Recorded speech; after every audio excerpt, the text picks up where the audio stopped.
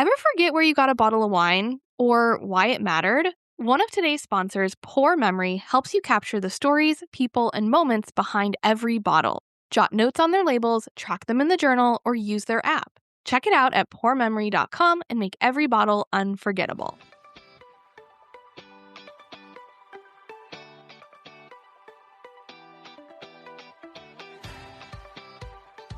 Interested in learning about wine, but not sure where to start? You're in the right place. Welcome to the Cork and Fizz Guide to Wine podcast. I'm your host, Haley Bowman, and I'm so glad you're here.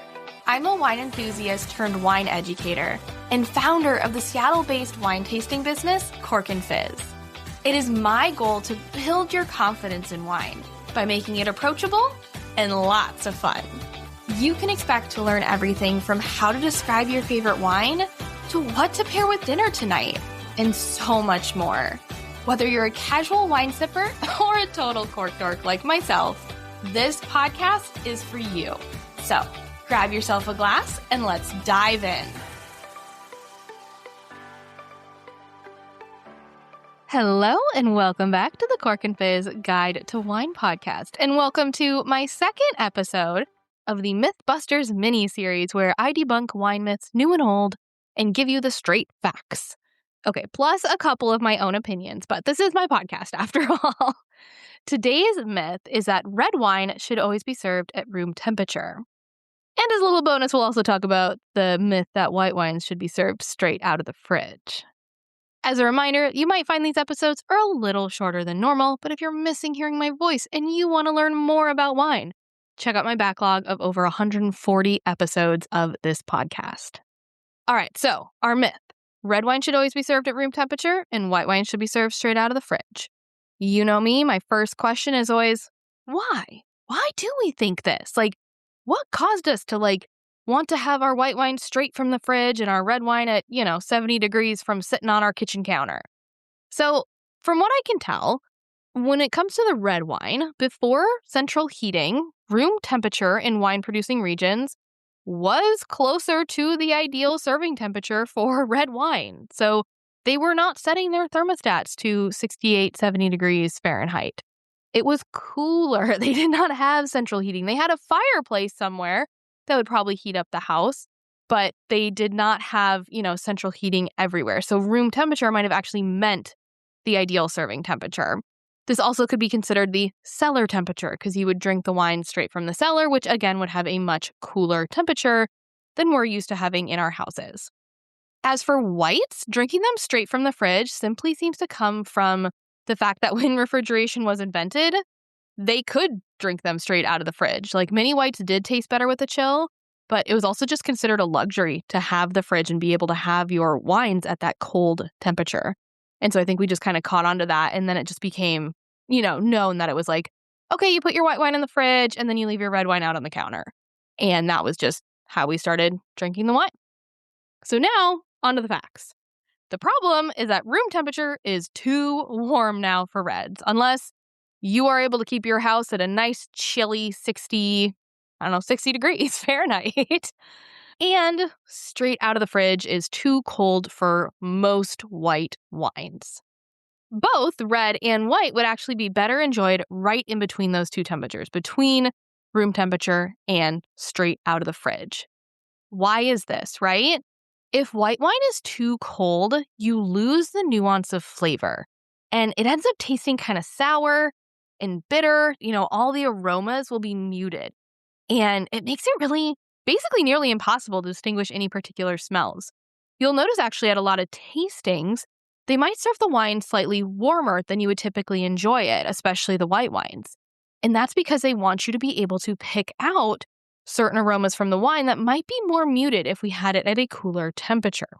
On the other hand, if red wine is too warm, or honestly, if white wine is too warm, these apply to both of these. I'm just saying it as in we generally drink red wine too warm and white wine too cold. But if any wine is too warm, it will taste flat.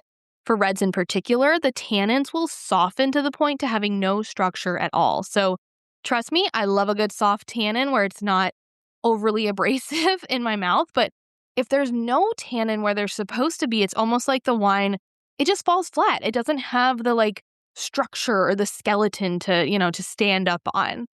Also, the smell and taste of alcohol will be more apparent in a wine if it's served too warm. This is because the alcohol evaporates more easily.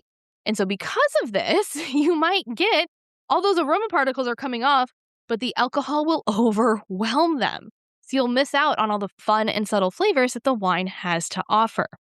Now, with this said, I'm going to give you some tips for what to do about this when you're at your own house so you can make sure you're drinking the wine at the right temperature. But what if you're out and about? So I've definitely asked for a chiller at a restaurant when the wine was served too warm. I will admit it is a pet peeve of mine when restaurants store their red wine just casually on the shelves, like near the kitchen in the, dining room area where it is quite warm.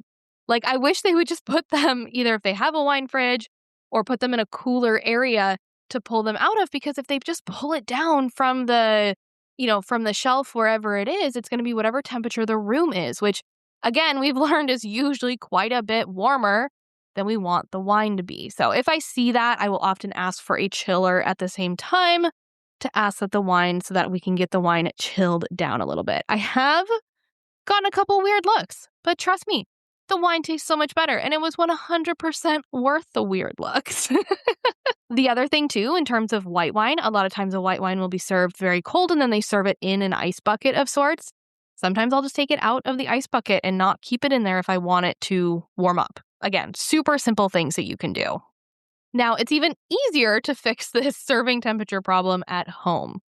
For white wines, if you are storing them in the fridge, which I would only do this if you're planning on drinking the wine probably within the month. The fridge is not a great place to store the wine regularly. You want to have it either in a wine fridge or a cellar or a cooler temperature area, but that isn't the fridge. It's too cold. But if you're storing it in there because you're planning to drink it soon, simply take it out about 30 minutes before you plan on pouring the wine. So if it's a white wine, you can put it in the fridge, have it in there, 24 plus hours. Simply take it out about 30 minutes before you plan on enjoying it.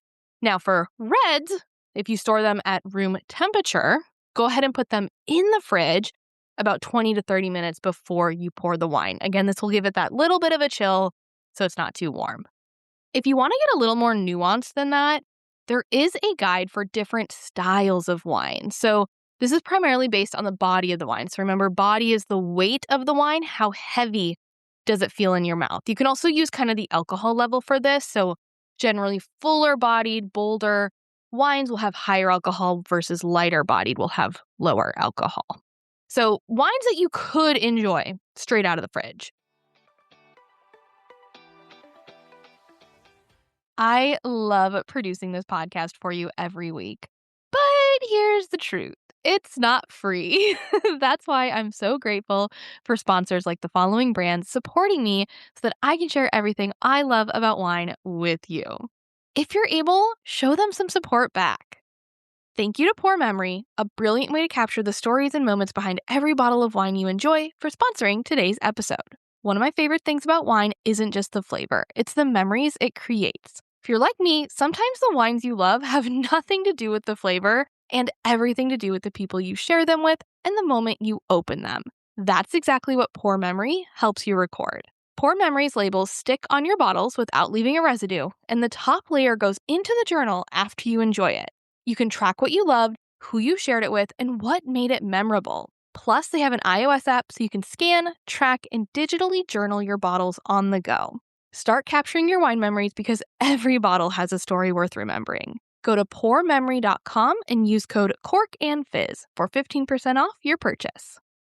I'll be honest, I never really believed chocolate could pair well with wine until I partnered with Bon Chocolats for a local event. Rasha, the owner, created 4 incredible truffles that matched perfectly with the wines we were tasting. Bon Chocolats is a European-inspired chocolatier right here in the Seattle area, making beautiful bonbons and confections with fine chocolate and all natural ingredients. They make the perfect gift. Visit their local shop in Bothell or order online at bonchocolats.com and use code CORKANDFIZZ10 for 10% off. 1, sparkling. Sparkling wine is definitely one that you could take this straight out of the fridge and it would be quite delicious. Also makes it easier to open that cork when it comes off if it's pretty cold. Also, some lighter bodied white wines, right? So think like Albarino, Sauvignon Blanc. What am I missing? Riesling on occasion. All of these wines, like if you're just looking for something, or like Vinho Verde, it's another great one where it's like light, spritzy. You're kind of going more for texture than you are for flavor, especially when it's the middle of summer. You can have that one straight out of the fridge. Now for rosé or any other type of white wine, this is where you're going to want to take it out of the fridge 30 minutes before you drink it. Now for light and medium-bodied red wines, so these are going to be on the lighter scale, typically lower alcohol, they're not as heavy, more fruit forward. Those you're going to want to place in the fridge for about 30 minutes before you pour them. So my thing is always like, if you have whites and reds, like take your whites out of the fridge and put your red wines in, and then in 30 minutes, enjoy both your red and your white wine. As for kind of the bolder, big red wines, higher alcohol, you want to just give them a very short cooling period. So usually about 15 minutes in the fridge will do it. And then if you taste the wine, and in general, if you notice that there's not a lot of flavor, or the tannins in a red wine are super rough and just very astringent, right? They really dry out your mouth. Try warming the wine up. So there's no fast way to do this. You just kind of have to let it sit out and wait a little bit. If your nose is burning of alcohol, or the wine seems flat or has a dull texture, cool the wine down. Again, not really a fast way to do this, but stick it in the fridge, use your VoChill, use a chiller, something like that. And the last thing I want to say about serving temperature is that in the end, it does come down to a personal choice. There are general guidelines, as I've mentioned, but if you like your white wine straight out of the fridge, or you want your red wine warmer, you do that. You're drinking the wine. You can enjoy it at any temperature you want. My dad has gotten much more into drinking wine, which is wonderful. And lately I think it's like his go-to saying now whenever we're out, and I tease him a little bit for it, but he always goes, if this was just a bit colder, I think I'd really like it. So I know for my dad, he prefers, especially if he's drinking more, primarily white wines at the moment. And so he prefers them with a little bit of a cooler temp on them. I think this helps kind of tone down the alcohol for him. And so that works for him. He likes it a little colder than what I would say, than what I would go off of on the guidelines. For yourself, if you're not sure, just experiment and pay attention when you're drinking a wine. Do you, like the wine more right when it's out of the fridge? If you poured your glass and you didn't want to wait and you're sipping on it? Or do you like it more, once it's warmed up, once it's kind of sat in your glass for a little bit? And that will kind of help you learn how you prefer to drink your wine. Okay, I hope you enjoyed this episode of the Cork and Fizz Guide to Wine podcast. If you loved it as much as I did, I would so appreciate it if you could just take a second, rate it, leave a review if you haven't already. You can do that on Apple Podcasts. And if you know another wine lover in your life that would enjoy listening to this, please share it with them. And if you'd like to show additional support for the show, you can become a paid subscriber. Click the link in the show notes and become a monthly supporter for $10 or less a month. This is not required. All of these episodes are available to you free, including my entire backlog. But if you wanted to show some more support, you can do that. You'll get a shout out in the next episode I record. Plus, if you choose the $10 per month option, you'll get to choose a topic for a future episode. In next week's episode, we will be debunking the myth that white wine can't age. I'm really excited to talk about that one. Thanks again for listening, and if you want to learn more about wine, come follow me at Cork and Fizz on Instagram. Cheers!